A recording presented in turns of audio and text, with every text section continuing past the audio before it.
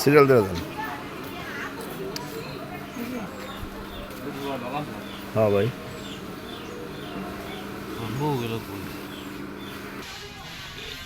উঠে সাইডে ধুইয়া ফেসবুকে সম্পর্ক আছে। মামুন ভাই গেল কই? হ্যাঁ মামুন ভাই ইলিশ মাছ 400 টাকা বলে কেজি।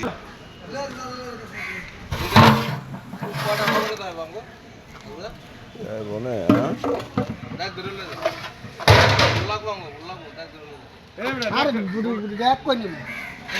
খাবি না